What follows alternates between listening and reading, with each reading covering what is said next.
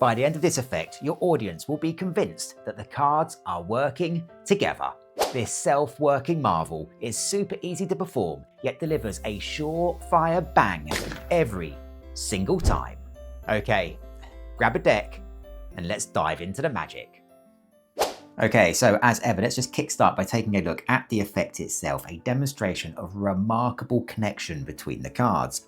And you're just going to start by removing all of the high value cards from the deck, explaining to the spectator that because of their value, the connection between them is super strong, and you can just show the cards on the table just there.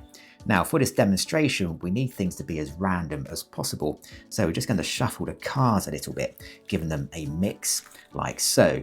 Now for good measure, we're also going to invite the spectator just to make a couple of cuts to the pack, and they really can cut the cards wherever they like. It's a totally free choice. So let's say they cut the cards just like so. Now we want to demonstrate to the spectator that these cards really are mixed. So you're going to take the pack here and you're going to show all of the cards to the spectator, just in small packs like so they can see them clearly. Asking the spectator just to focus on the cards as you show them. Just working through the cards like so. And you're just going to show small packs of cards until the spectator has seen all of the cards. So one final pack just there. Now with that done, you can ask the spectator whether they spotted anything unusual about the cards, and they'll probably say no. And indeed, that's because there's nothing unusual about them. But for good measure, you can once again just invite the spectator to make another cut to the pack, again cutting the cards wherever they like. We now want to divide the pack into two, so now you're going to invite the spectator again just to cut the cards wherever they like, but this time not to complete the cut.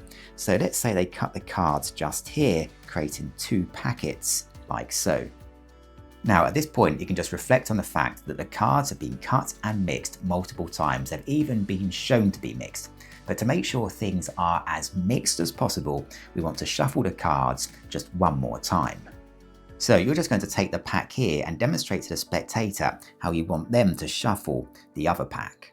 So just taking the pack and drawing off the top and the bottom cards and dealing them into a pile on the table, and just continuing this for all of the cards. So the top and bottom cards onto the table like so until all of the cards have been dealt.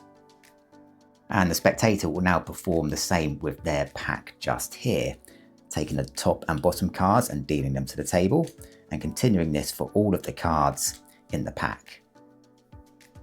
At this point, you can just quickly recap what's happened. A pack of high value cards has been cut, shuffled and mixed multiple times.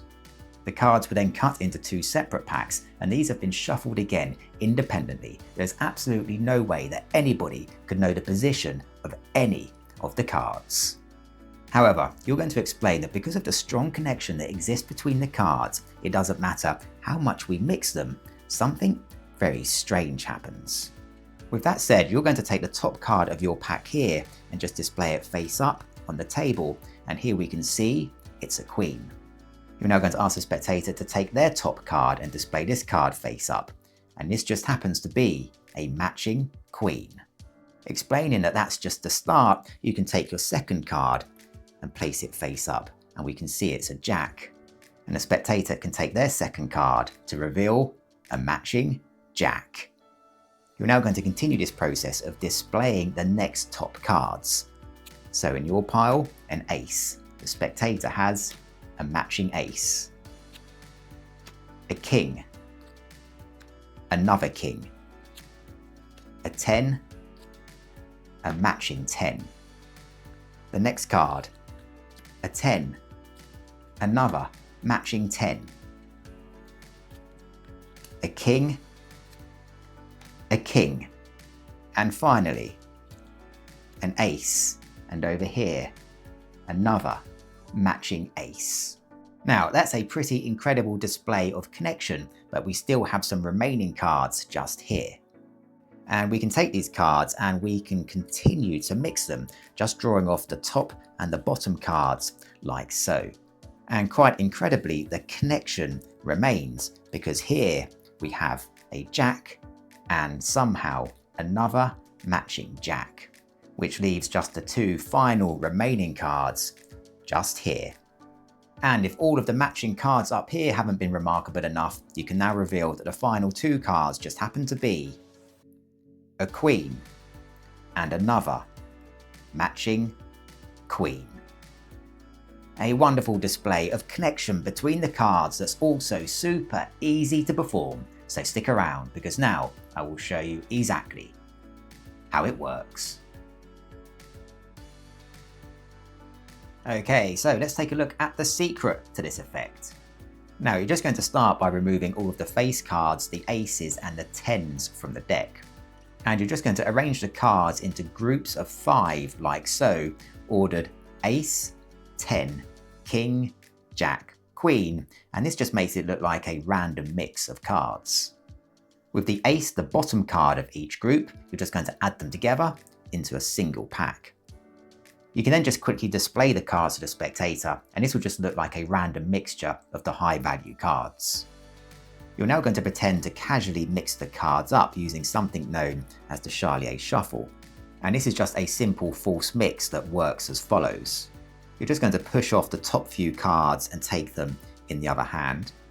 Then from the remaining pack, just push off the bottom few cards and you're going to place these on top of the cards in the other hand. From the original pack, you'll now push off a few more cards from the top and place these onto the bottom of the other pack. And then just place the remaining cards here on top, like so. And although this looks like a casual mixing of cards, the order hasn't changed. As an extra convincer, you can now ask the spectator just to give the pack a couple of cuts. And they really can cut the cards wherever they like. You're now going to take the pack and show the cards to be mixed. And to do this, you're just going to push off the top 3 cards and show these to the spectator like so. You're then going to place these cards onto the bottom of the pack, and you're going to do this a total of 7 times. So counting silently to yourself, that's 1, 2, 7. And with that complete, you can just ask the spectator to give the pack another complete cut. You're now going to ask the spectator to cut the pack into 2. It doesn't need to be exact, they can cut the pack wherever they like. Let's say they cut the cards just here. You're now going to take the first pack here and demonstrate to the spectator how you want them to shuffle the cards.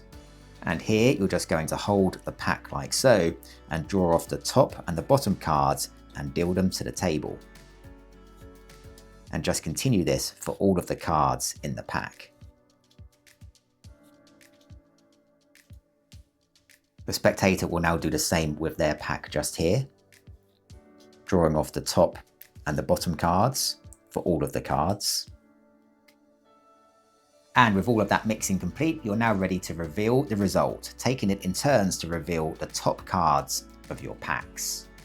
Revealing your top card here to be a king, the spectator's top card will also be a king. And you can continue this with all of your cards. Your next card, a 10, will reveal a matching 10. And you're going to continue like this until one of the piles or both of the piles run out of cards. Now, if one packet remains here, you're just going to take this pack and continue to shuffle off the top and the bottom cards to the table, just drawing them off like so. Separating the cards, you can then reveal these also to be matching. 10 and another matching 10. And with your final 2 cards, you can reveal these in any way that you like to be the final match. In this instance, a king and a final incredible matching king. And that's a wrap. Remember, magic is more than just about what you perform. It's about building unshakable confidence that empowers you both in magic and in life. If you're ready to continue building that confidence, hit subscribe and let's keep going. Thanks for watching, and I'll see you in the next tutorial.